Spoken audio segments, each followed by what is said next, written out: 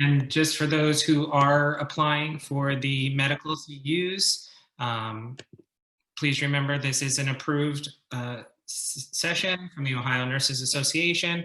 And in order, of course, to receive credit, it's based on participation and, of course, the submission and evaluation form. The website is here for your session evaluation. And in speaking with Mary Ellen, she also has mentioned that, if you do your evaluation after each session, or if you prefer to do them all at once at the end, it's all fine as long as you submit your evaluations. At the end of the session, please hang out to the end so that we can do our ending exit poll, as well as I will put a link in the chat with the direct link to the evaluation to make it easier for y'all. Okay, and it's 1 o'clock, so we'll get started right at the top of the hour. My name's Chris Beckwith. I am the Executive Director for Camp Hobie, and I am more than happy to introduce our next guest, who, as David Letterman would say, needs no introduction.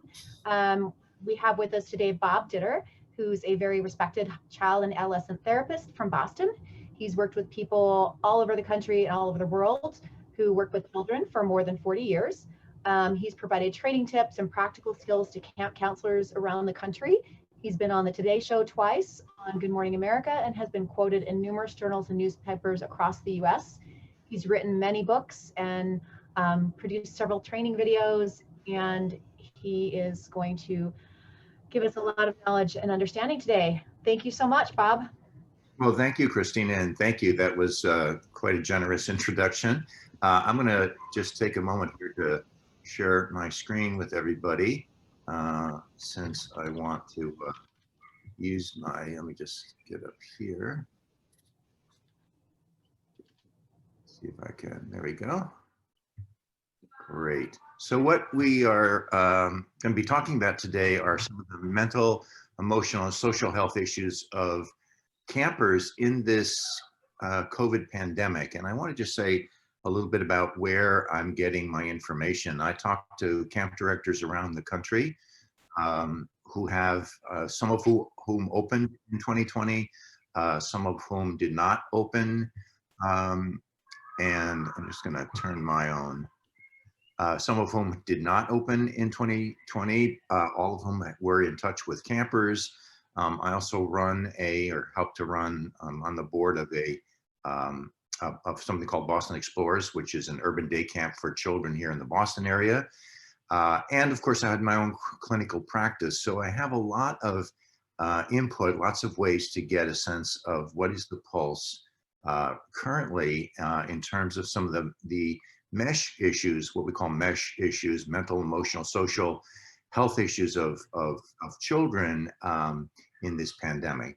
So let me see if I can, there we go. So I want to sort of share some of the overarching considerations about the 2021 camp season and give you a sense of what I think you're going to see.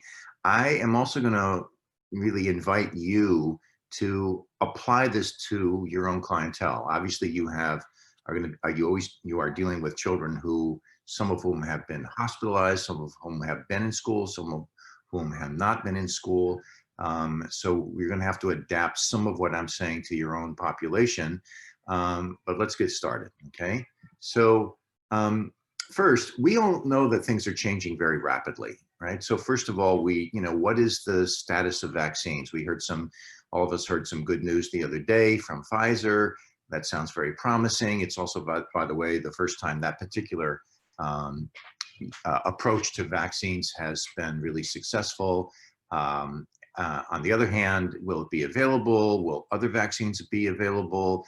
What's the sort of state of testing going to be? What are going to be the permissions, the protocols in each state, whether you can open or not open and according to what protocols. So, from our vantage point here, it's anybody's guess as to what it's going to look like in May, June, July of 2021. I think most people are optimistic. I certainly am. But we don't only know what the pandemic, what it's going to look like. We don't know when the pandemic will quote unquote end, right?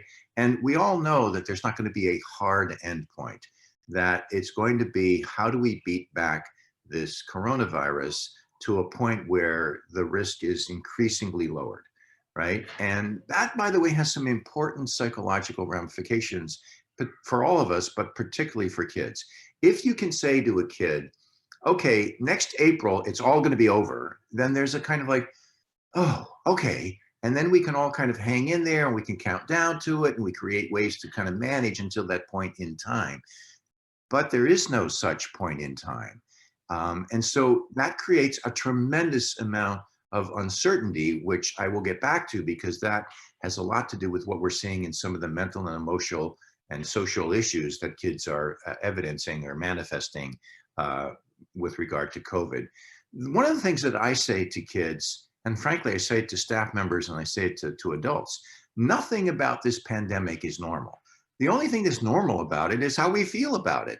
And the reason I think it's important to say that to children and to staff, frankly, even to ourselves, is because it normalizes how we're all sort of bearing this, right?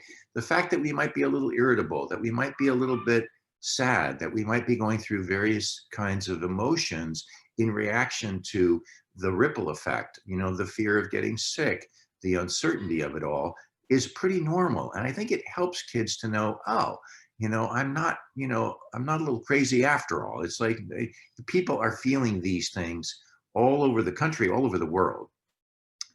And I think the other thing, I'm just going to change this. The other thing is that we know that the impacts of this pandemic are not being felt equally by all kids and all families across the country, right? It's a very unequal sort of impact that kids have been having, depending on what access they have to resources. I see some kids who have a second home and they can go to Vermont, or down to Martha's Vineyard or someplace out in the country. There are people who can afford private tutoring. There are people who have more financial security than other people. There are people who have more access to health care. So when you consider your population and the kids who are going to be coming to your camps, to your programs next summer, you have to understand that kids are going to come from very, very different backgrounds. And while cancer, as we all know, is an equal opportunity, enemy, we also know that the pandemic itself is not being felt equally by all kids. We have some kids, who are living in multi-generational families. They're all sharing one bathroom. We have kids whose parents have lost their businesses. We have kids whose parents have to go out every day, whether they like it or not, because they're part of the essential services. They may be, they may be healthcare workers. They may be the people who stock the shelves. They may be delivery people. They may be postal service people. So I think one of the things that's going to be important is to understand the differences in the kids that come to your camp. Two of the most important emotional drivers, I think, in this whole pandemic are, first of all, uncertainty, right? We don't know if it's safe to be friends. If you say, suddenly, what was supposed to be so wholesome and healthy for us and for kids, which was to be with their friends and to run around, now it's like, is it safe to do that? Will I get sick? If I get sick, will I die? And a lot of things that kids worry about is, am I going to infect somebody else, right? Will I give it to somebody else? Will my family get it? So there's a lot of uncertainty about the illness itself. There's also a lot of uncertainty about, when will it be over? When will it be safe to go outside again? When will it be safe to go into a store? When will it be safe not to wear a mask, right? And how will we know? So that uncertainty, I think, is really important because it's kind of like we don't know if we're going to be okay. What we say to kids and what kids pick up in terms of their reading the emotional the emotions on their parents' face or on the face of their friends or on the faces of their teachers or other adults in their lives, those are often two different things. And so children see the worry in our faces, and they see and they hear, by the way, every single day there's a new count about how many more people have gotten sick and how many people have died. That's not lost on kids. So there's this whole underlying sort of backdrop of uncertainty and anxiety in adults, and this question about, are we going to be okay? And what uncertainty really drives is helplessness. And one of the important things about helplessness is that you have to understand that helplessness, when we feel helpless, powerless, unable to really kind of take hold of our own environment, that is one of the two most difficult emotions that human beings experience. Now, a lot of kids with cancer experience that helplessness already, right? It's like they can't, although what we do is we build up their motivation, we build them up in terms of their, kind of ability to kind of say, I'm going to beat this. But the pandemic is a little bit harder because all of us are uncertain. So it creates this sense of helplessness. And when our brains don't like uncertainty, right? Our brains like to know what's coming. We like to be able to predict. We'd like to be able to feel like we have control of our environment. And when we don't have that sense, our brains are constantly sounding the alarm. So chemically, what sounding the alarm means, it's pumping a lot of cortisol into our brain and a lot of adrenaline into our bodies, okay? Because it's trying to motivate us. You have to understand that cortisol, the stress hormones, are actually designed to make us act, to try to find a solution, do something, right?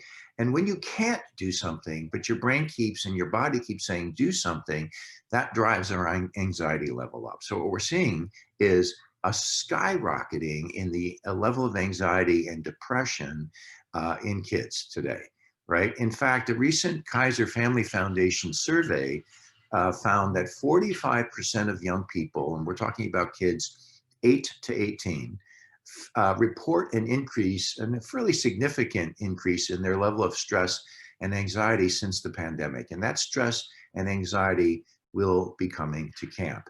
I think personally, there's going to be a tremendous amount of relief once kids get to camp, because camp, at least in the minds of a lot of kids who have been there, signifies or represents something sort of more normal, right? So I think there's a lot of positive in this. But the other thing is, being alone with your experience is also really difficult. And I think one of the things we've seen with this pandemic is the social isolation that it has brought about. Kids not being able to go to school. I mean, I have kids who are in every different form of school you can imagine. Some are totally online and virtual. Some are totally in person, but not very many. And there's an uncertainty about how long that's going to last. Some are in some hybrid and they go Monday, Tuesday, and then some others go Wednesday, go Thursday, Friday. So there's even in the setup of school currently, I mean, even Boston here, we started out with, in-person school, and it lasted for about 2 weeks. And then because the numbers started to go up, kids are now virtual. And I think even in school, I have had patients of mine, kids tell me, it's not the same. You're in school, you have a mask on, you have to sit far apart from your friends. You're not allowed to just hang out. You can't sort of fist bump, you can't hug, right? And that's very unusual and abnormal for kids. And I think most of us do better even when we're sharing sadness or fear or anxiety, if we can share it with other people. And this is what all of you are so good at, when you provide camp for kids who have cancer, or other life-threatening illnesses, which is the support, the guidance, the reassurance, but also that community where kids feel like, oh, I'm not alone, which is, I think, what's so critical about what you all do. It's also why I think it's critical that we figure out how you can do it in 2021, right? So the social isolation of the pandemic has greatly increased loneliness among potential campers and staff, right? I'm going to come back to the staff in a little bit because I think that's an important piece in all of this. So helplessness and loneliness, the two most difficult emotions for us as human beings to bear, or to tolerate, are really what are happening, in children and young adults. And when you have kids who have underlying vulnerabilities, let's say you have a child who has a tendency towards obsessive compulsive disorder, or has depression or anxiety, and they are basically doing okay in the world, right? They're basically doing all right. When you take away their social support, when you take away school, when you take away recreation and being able to move around. And we see this, of course, in kids who are hospitalized. That's why we work so hard to bring in, dogs, care dogs, so that they can feel a sense of normalcy.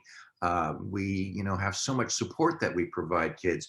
But in the pandemic, all of that has been abbreviated. And I think it creates a situation where a lot of kids who have these underlying vulnerabilities have what we call a breakthrough, meaning at camp next summer, if you have a kid who has pre-existing obsessive compulsive disorder, they're going to be evidencing that more likely than not. If you have a kid who has had some underlying anxiety before the pandemic, they're going to have that anxiety is going to show up at camp. If you have kids who have attention deficit disorder, what you're going to find is that kids who've been cooped up are going to want to let loose, right? And I think that's one of the things that you're going to see when kids get to camp. There's going to be, I think, first of all, a tremendous relief, and then there's going to be an exuberance, and I think there's going to be, a desire to kind of like move. And I'll talk a little bit about what I think you can do with that. In other words, kids who've been coping, even with underlying vulnerabilities, are beginning to show up in my office, for example. I'm seeing kids again I haven't seen for 2 years. Who were doing okay, but because of the ripple effect of the pandemic, have had a need to come back and see me. So I want to provide a framework for understanding what I think young people have been experiencing, and maybe even a way for you to talk about it with your camp families, with your campers before they come to camp, and certainly with your staff, okay? So again, nothing about this is normal, right? Being inside and away from friends and loved ones, we're all wondering, can we even do Thanksgiving? Can we be with each other? Having to wear a mask outside, being afraid to be near other people, which is sort of counterintuitive, right? Not being in school, suddenly touch is not okay, and you're not allowed to fist bump or hug. Having a relative or a loved one either get seriously ill, or a lot of kids and families have actually lost somebody at this point, and it doesn't look good in terms of where those numbers are going to be going in the next couple of months. So the possibility or the likelihood that kids are going to know somebody, an aunt, an uncle, a grandparent, an adult, even in their late 20s or 30s, who's died from this is very likely. Losing your sports season, if you are a staff person and suddenly, you can't play your sports season, you can't have your senior year, you can't have your graduation, you can't have your internship, you've lost your community. I mean, how many college students last, March went off on spring break only to find out they weren't coming back, and within a day lost their entire community. So, being cooped up inside with your family, your parents working at home, maybe, somebody having lost a business. So when I say nothing about this is normal, the only thing that's normal about it is how we feel. Part of it is that we are all experiencing universal loss. And I think that's important, because it's important to understand and to use as a framework. Everyone has or will have lost something as a result of this pandemic, right? We've lost a sense of normalcy. Some people, have lost, their community. But the point is that loss is going to be different and unequal in degree for everybody. Some people, it will be more profound. Some people, it will be, have less of an impact. The point is, however, it's going to be universal. And in some cases, it will be subtle, and in some cases, it will not be so subtle, right? Just having a sense of well-being as a kid and then suddenly losing that because you have to go outside with a mask and you're not sure about this thing we call a virus that you can't see, and is it going to get me? Is it going to get my parents? Right? Um, some people, like I say, have lost a loved one, a business, a job, a livelihood. All of these things and are losses. And I would say that for some kids, it's also a loss of innocence, right? That it's an unkind reminder, and I think you're going to see this a lot in your younger staff members. It's an unkind reminder of our mortality. That, oh, we're not as um, we won't live forever, and there are things that threaten us, and there are things that make us feel helpless. And so there's a loss of innocence, I think, for some older kids and teens, and also for young adults, right? And some of us have lost communities. We don't have the same connection. The sports team, I mean, I know some schools have tried to do sports this fall, but that's all going to come to an end as the weather gets colder and we go inside. And I have kids who are actually mourning, right? Because I think we are experiencing universal grief, right? And I think that's a way, and all of you are very well versed in the basics of grief, because you have to face that grief and help other people face that grief all the time, right? Sometimes, and you know this certainly better than I do, when you have a camper who doesn't come back to camp, it's not because they didn't sign up, it's because they didn't make it. And you have people on your staff who have to deal with grief all the time. And I think there is a sense of universal grief that many people are feeling and don't even realize that that's what they're experiencing, right? And your campers and your staff have all been experiencing that, various degrees of that, right? And like I said, each person's specific grief reaction is different. We know there's a kind of basic sort of five basic stages of grief, but nobody goes through them in a certain order or in the same way, right? I have a young fellow I just picked up in my practice, lovely young man. He's 14, just about to start high school. His mother had stage 4 breast cancer, which she had beaten a few years ago. It came back.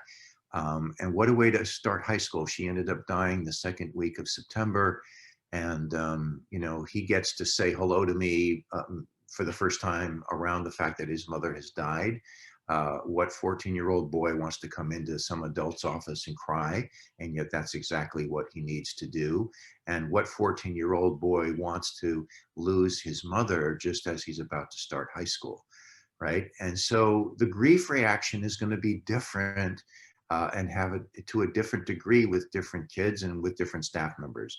What is clear, however, is that we all will experience various aspects of grief, right? The shock, the disbelief, the denial. Is this really happening? It's not really a big deal. I mean, some people say, oh, it's like the flu. It's not any worse than the flu. And we've even had people who have said it's a hoax. We've had people who said, well, maybe it's not a hoax, but it's being blown out of proportion. And, so there's various stages of denial, shock, and disbelief. I have to say, there are days I get up in the morning and I'm like, wait, is this really, this is really happening to the entire world, isn't it? It's almost like my brain can't let that big of an idea in. I can't, wrap my brain around that, as I say.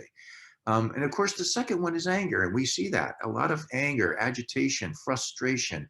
I can't go out and play. You're telling me there are things I can't do. We see that in adults, adults who say, I'm not wearing a mask, right? That's a basic freedom. I get to decide.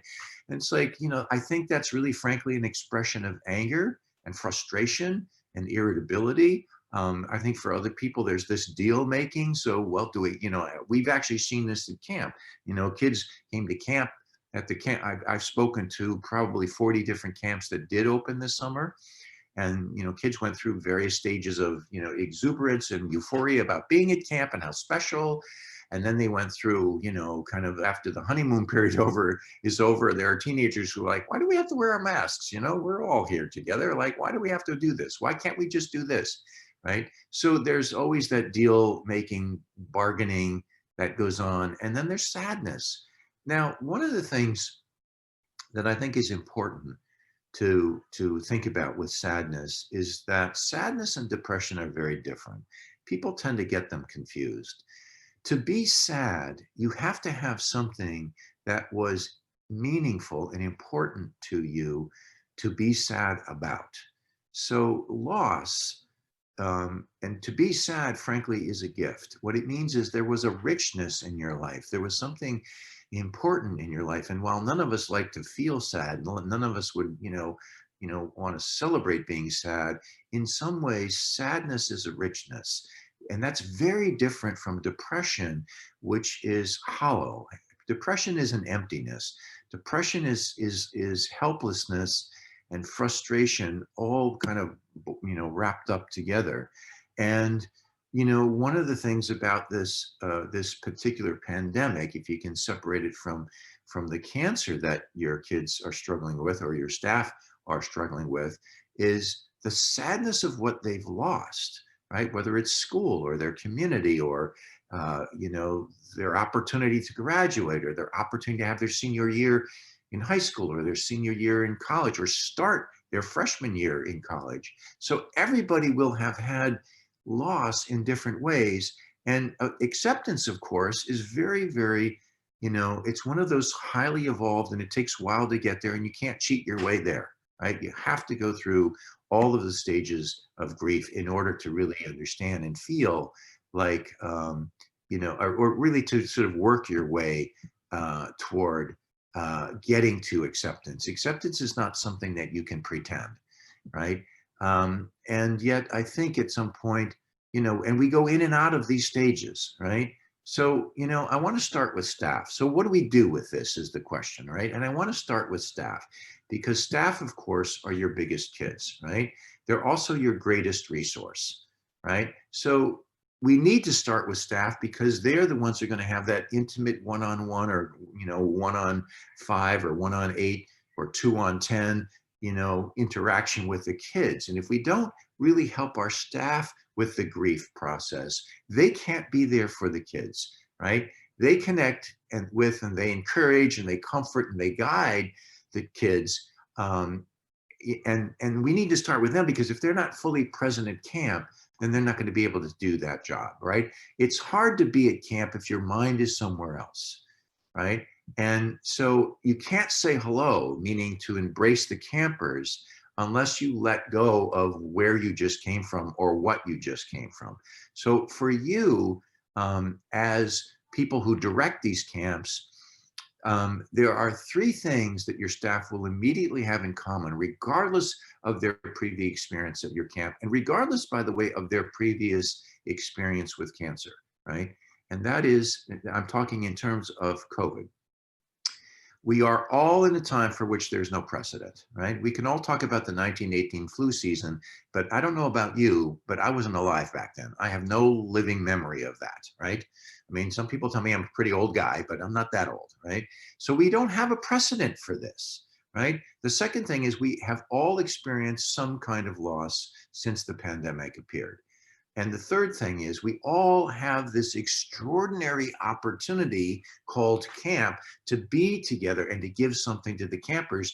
Frankly, they can't get anywhere else, right? That's the thing I think that's becoming so obvious to the general public, right? That because many campers, people didn't have camp this summer, the general public was like, oh, like, that's important, isn't it? Like, oh, our poor kids, they haven't had a chance to run around and socialize and be with each other and, learn skills and be in a community. Oh, that's important, isn't it? There's that old saying, you don't know what you have until it's gone, right? It's the old Joni Mitchell song. And I think we have this extraordinary opportunity to impress upon our staff that this is a unique thing that we give to the kids. So particular aspects of your staff training, and many of you, by the way, do this anyway or do pieces of this. So I want to reinforce this and refine it a little bit. You have to give your returning staff a chance to reunite and reconnect and bond. They haven't been with each other. And if they have, they've been taking a risk they shouldn't be taking. And I don't think we're going to see relief around that by late spring next year. I think there is still going to be pent up demand to be with each other. I think there's still going to be, this desire to reunite. I don't think we're going to get much relief from that, even if that vaccine, like Dr. Fauci says, is going to be more widely available, say in April or May. I still think there's going to be a delay in terms of people being able to be with each other. The second thing, of course, is to make sure that anyone who's new in your program, who comes for that week or 2 weeks that you do, or if you do it all summer, that's great, but that make sure that those new staff members are brought into the fold, right? You're going to have to enhance the icebreakers and activities and work projects that you do. I say work projects because, frankly, I think young people connect around doing things together, whether it's raking out the field, or whether it's lining the field, or putting up the nets, or, whatever, stocking the shelves for the arts and crafts center, whatever it is. I think that it's great when people do work projects together, because it's like we're preparing the nest for these kids, and it helps your staff to bond. And I think you're going to have to enhance that for next year, because I think there's going to be a real hunger to be with each other and socialize. And I think you want to take advantage of that. And I'm also going somewhere with this, so hang in there, because most of your staff will initially experience some relief just to be at camp, relief that camp is actually happening, relief to be with each other, relief to be away from their own communities and be in this wonderful supportive community. And when you see that relief, I want you to know that your staff is in what I call the polite stage, right? They're still forming, right? And so you're going to have meetings that directly access COVID-19. And by the way, I'm going to make this slide deck available to all of you. So if you want to take it and modify it or whatever, and use it for your staff training to talk about the grief model, I think that would be fine. But I think you're going to have to talk a little bit about some of the impacts. You can show them the slideshow, and but how you want to create a safe environment for deeper sharing among your staff, right? Because the purpose is to be fully present and more sensitive to the mesh needs of campers. And on day 3, let's say, or, of course, all of you, many of you do your staff trainings on weekends when you can get the time. So you have to kind of decide when you are ready to make this move. But the state of mind that your campers are coming to camp from, there are emotions we call sticky. And what that means is, even though you say leave your college, or you leave your hospital, or you leave your family and you come to camp, whatever emotional activity, whatever emotions you were having in those arenas, you're going to bring a certain amount of that with you to camp. It will be distracting. We call those emotions sticky, right? It's like when you have a really sort of unhappy encounter with somebody, and then the encounter is over, but the feelings aren't over. They kind of hang with you, right? They linger. That's called sticky. So if you want your staff to really be able to embrace the current opportunity of camp, right, you have to acknowledge and validate their most recent experience with the impacts of COVID-19, right? And that's what I mean when I say connect before you redirect. What I mean is, you're going to give your staff the charge, the tremendous responsibility for connecting with these campers and supporting them and helping them, develop, cohesive units, come together as a group. But before they can do that, before you can redirect them, your staff need to connect in a deeper way. And so, and I'm saying day 3 here, but again, this is where you have to tailor this to fit your own personal program. Where we want to end up is with acceptance, to take full advantage of the opportunity we call camp to be together. And if you ignore the reality of the loss and the grief that your staff have experienced as a result of COVID-19, of the virus, right, they won't be able to be fully there, right? The point is to help your staff be as present as possible so that they can really focus on the kids, right? So after explaining the activity, this is, and I'm gonna give you the write-up of this activity, but it's a very specific sharing exercise that I think all of you need to contemplate, seriously consider doing when you do your staff training, whenever that is, over evenings. Sometimes some of you do it on evenings, on weekends, whenever that is, right? Make sure that your group, that you divide your staff into groups of about 5 or 6. Make sure the groups are evenly mixed. New staff, returning staff, that sort of thing. Establish the ground rules. They're really simple. Everyone shares as they're comfortable sharing. You can pass when it's your turn. When one person is speaking, everyone else is listening, okay? And everyone will respect what anyone shares. And so you take a few moments. Here's the first part.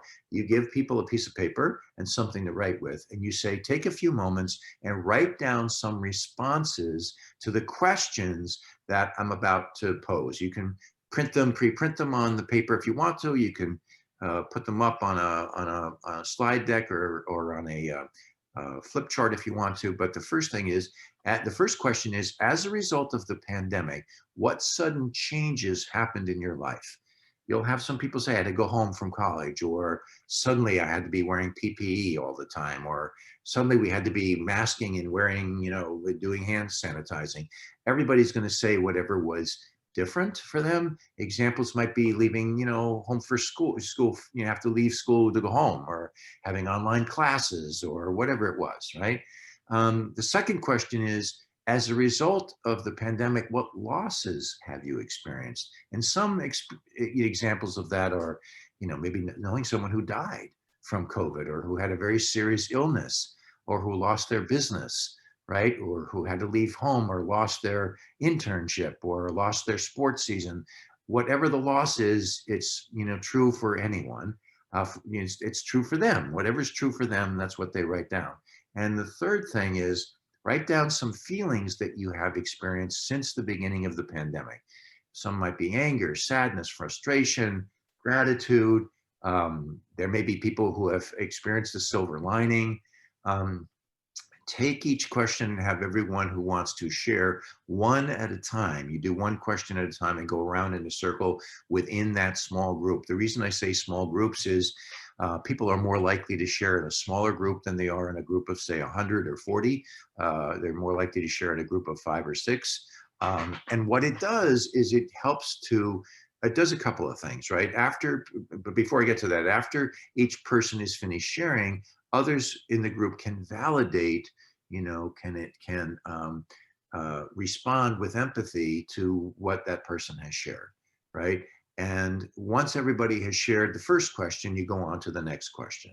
It helps to have a senior staff member, someone who's a little bit more senior, more experienced with your program, to be in each one of embedded in each group if you can. But the kind of sharing you're asking them to do will be easier because everybody's in the same situation, right? We are all in this together is kind of the theme. And it might even be your theme for the summer. And frankly, it's probably been your theme. We're all in this together. Because I think one of the messages we've been trying to give to kids who have cancer is you're not alone, right? We're going to support you. There are staff members who've been where you are right now. There are adults, on the leadership team who've been where you are right now. And I think that is such a powerful thing for kids, that I'm not alone in this, that people are going to help me, fight this, keep my courage up, right? And by the way, the kids keep each other's courage up, as you know, right? So bonding among your staff is what will happen more quickly and deeper if you create a safe place for them to share in this way, right? And there may be some specific feelings or reactions that come up that you want to be prepared to deal with. Like some of your staff members may feel guilty. And I've been seeing this, that, some kids feel guilty, some adults feel guilty because their situation isn't as dire or as severe or as, challenging as others. And my, my whole my piece of advice around that is, rather than feel guilty, feel grateful, right? I mean, it's not like you're, lording this over people. And that if you feel like you haven't been affected as deeply or as in a challenging a way by the pandemic as others, then feel grateful for that, right? Gratitude is so important. Some of your staff members may feel somewhat judgmental of others and not be as patient with their experiences. And one of the things I say is we all have to replace judgment with curiosity. Like, let's see if we can step into the shoes of other people. Right? So sharing on this level does four things, right? It helps counselors let go of whatever their grief was, whatever their emotion was, frustration, upset, disappointment, fear. It helps them be more fully present. It helps them to develop a greater sense of trust with each other, right?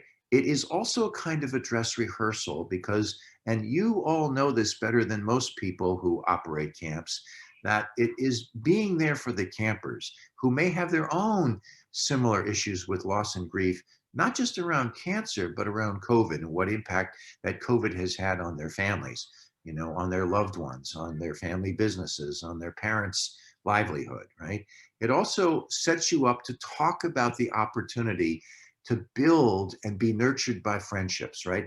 That's, people underestimate, I think, the power of what people do for one another, right? That our ability to be there, to mirror each other, to support each other, which is what's so powerful about camp, is actually healing.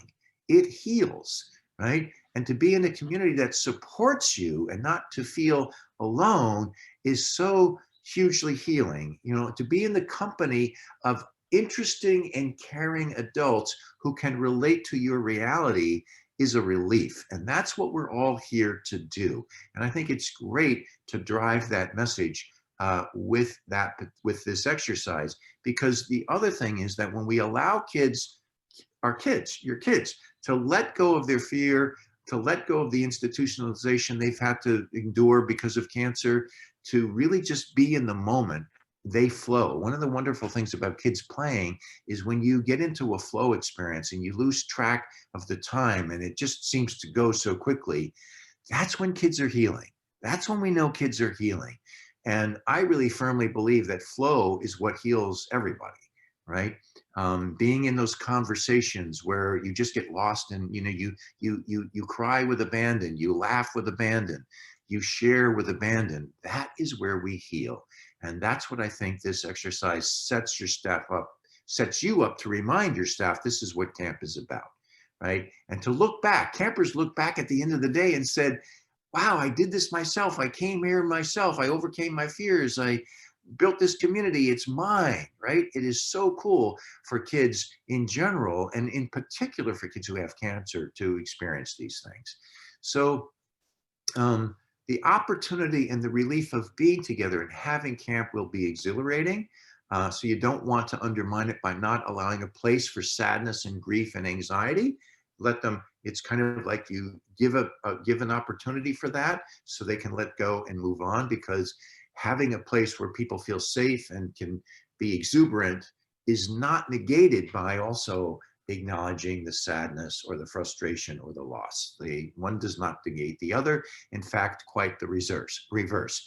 The more we allow a fullness of expression of emotion and don't judge it, but accept it and make space for that, the more I think kids and staff will be able to be present and get the benefits of camp. So what about campers, right? I'm going to move through this a little bit quickly because I know we only have a few minutes. I think you need to get some additional information from parents with regard to COVID. I'm going to give you this parent question form, but asking parents what significant changes has your child experienced, or have you as a family experienced as a result of COVID? Here's some examples. How's your child handled being out of school? How's your child being handled? How is your child handled being away from friends, having to shelter in place? Frankly, I think that kids with cancer have had to do this anyway. But again, you want to get a sense of that from parents.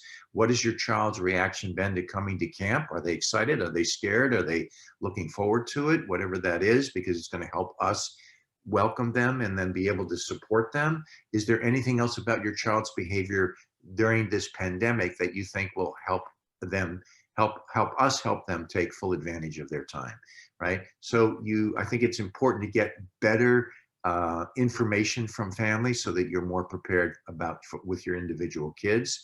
And while it's hard to predict exactly what campers are going to present with, there are a few things, and that kids have been under for the past 7, frankly now moving into 9 months. they've been cooped up inside. They've, by the way, haven't had as much physical exercise. A lot of kids have been gaining weight.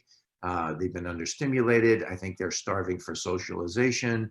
A lot of kids are bored. One day is just like the next. There's nothing to look forward to. Online school is, by the way, exhausting for most kids, as it is for most teachers. If you're a teacher, you know that it's just exhausting doing all this virtual learning. Will someone in my family get sick?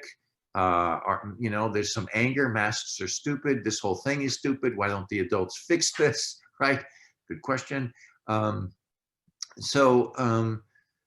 Children process some things differently than I think we do as adults, right? I think we have to handle situations as they arise. There's not one size that fits all.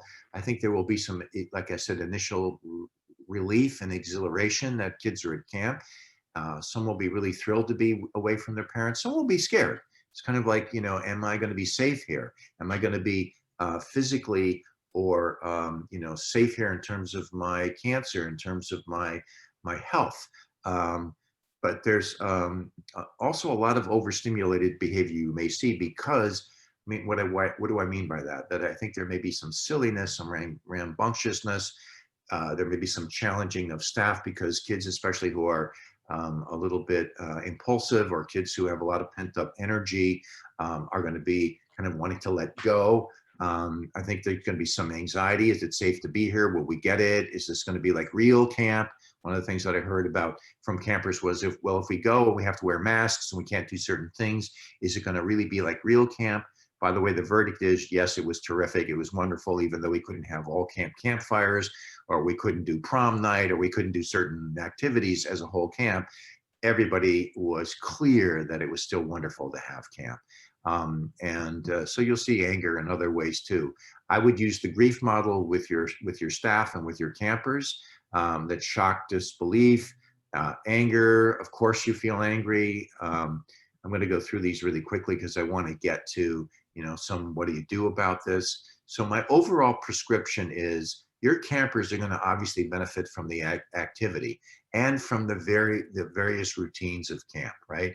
You can almost not get this wrong, right? I think you have to have a good balance of the following. There needs to be time to connect, right? To sit down and reflect, to talk, some downtime, and there also has to be, I think, a chance to kind of let loose. I think getting campers into flow experiences, playing with abandon, is important.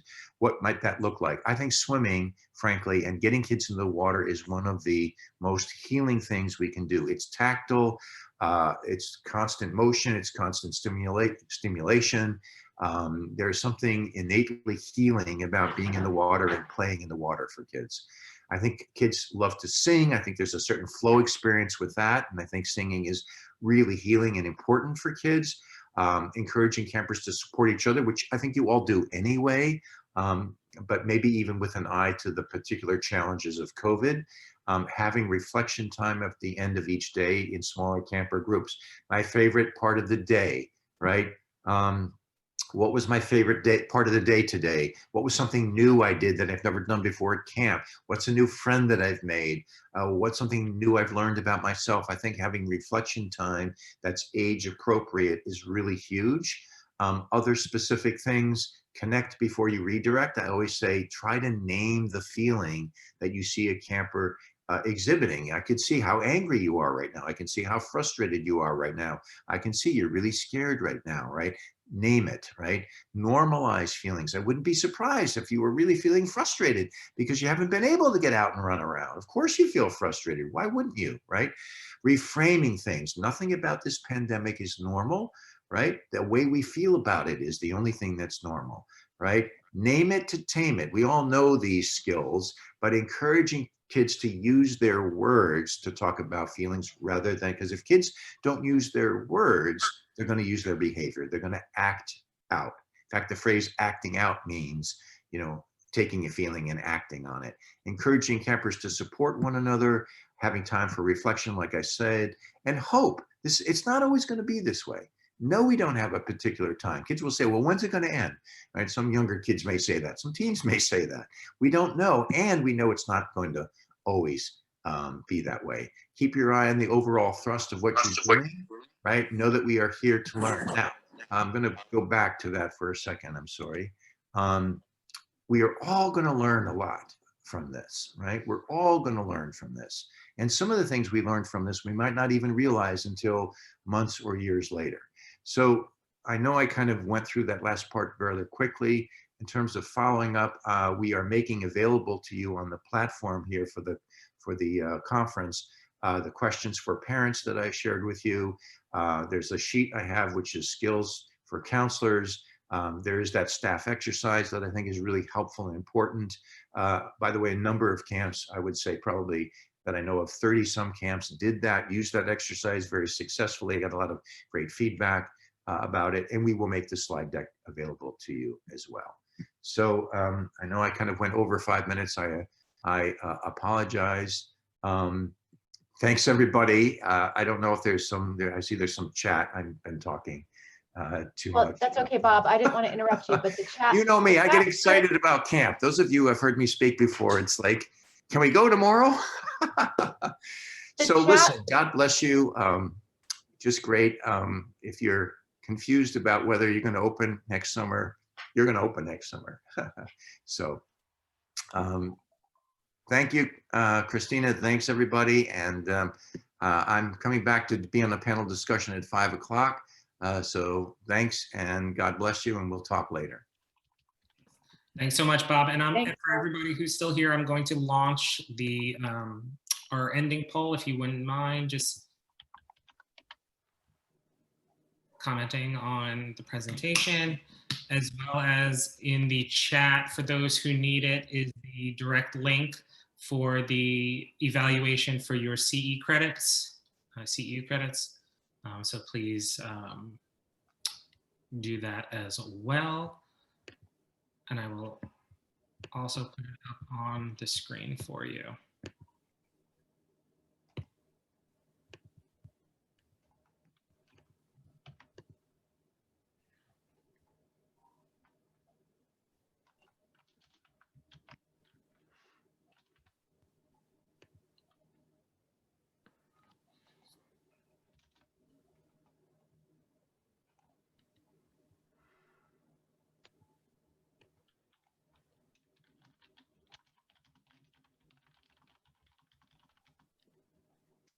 We had a couple questions from people about where the presentations will be. Yes. They'll be on the conference platform or in the app. It may not be up there today, but it will be there shortly. And the slides as well.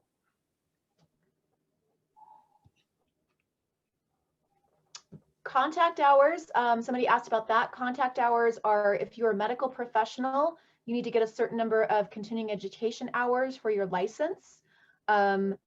So you might hear it called continuing education or CE. And if you don't need contact hours, that's why you don't know what it means. But have a good day.